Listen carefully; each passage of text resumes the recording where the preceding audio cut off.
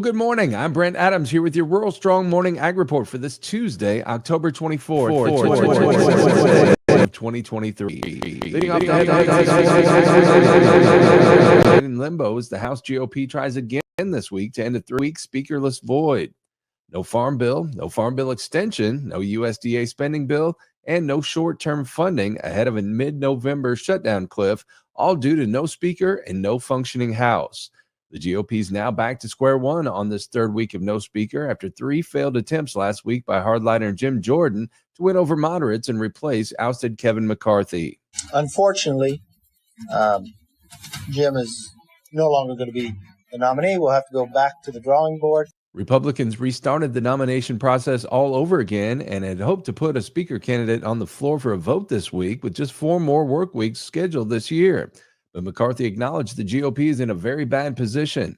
Foreign Affairs Chair Michael McCaul on ABC's This Week agreed. My Committee of War and Peace, it's too dangerous right now. The world's on fire, and this is so dangerous what we're doing.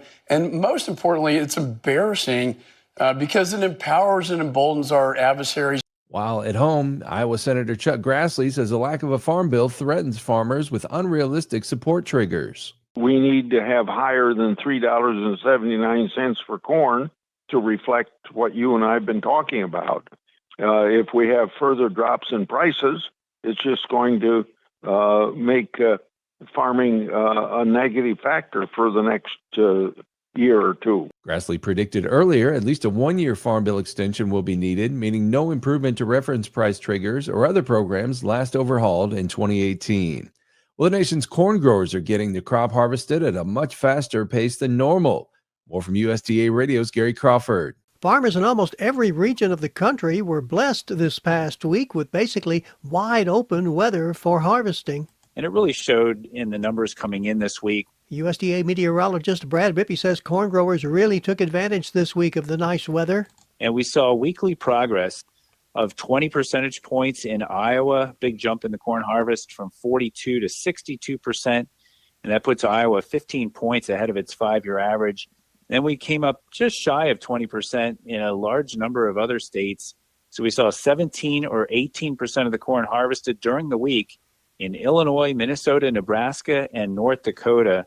Nationally, farmers have cut 59% of their corn. 5 points ahead of the 5-year average. And exactly the same as this time a year ago. Gary Crawford for the U.S. Department of Agriculture. Soybean growers are also making big inroads in harvesting ahead of a big storm later this week. Here again is Gary Crawford. For the soybean harvest, things remain ahead of schedule.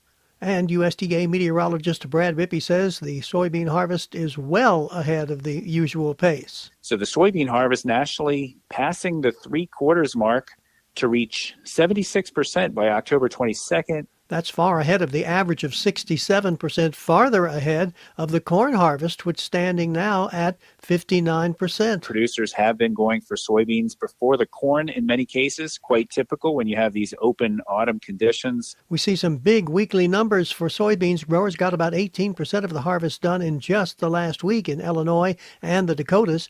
This week, things may slow down. Big storm about to bring rain and snow to that part of the country. So there is some incentive to get out there, get these crops harvested in advance of late October storminess. This is Gary Crawford reporting for the U.S. Department of Agriculture. Well, a new study from South Dakota State University investigates farmers' viewpoints on the most influential factor behind adopting new technologies and practices, and it's no surprise, profitability.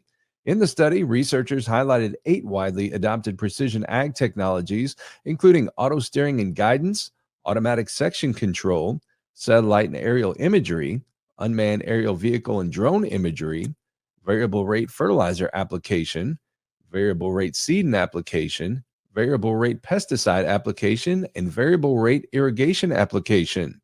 The most widely adopted precision ag technologies include auto steering and guidance, which fit under the georeferencing technology category. Satellite imagery was the next most widely adopted technology, with nearly 60% of all farmers having used it. Drones and unmanned aerial vehicles fall under a similar category to satellite imagery. However, drones are much less prevalent, with an adoption rate of 26%. To further facilitate precision ag adoption, the research team noted that financial support during the first few years of adopting a new technology could be beneficial. And finally, this morning, the USDA has come out with a report on carbon markets. Here one final time is Gary Crawford. A new USDA report on the role of agriculture and forestry in carbon markets says those markets right now show a lot of promise in providing a possible new income stream for farmers, but the report outlines some problems and barriers keeping farmers from being able to fully participate in those markets.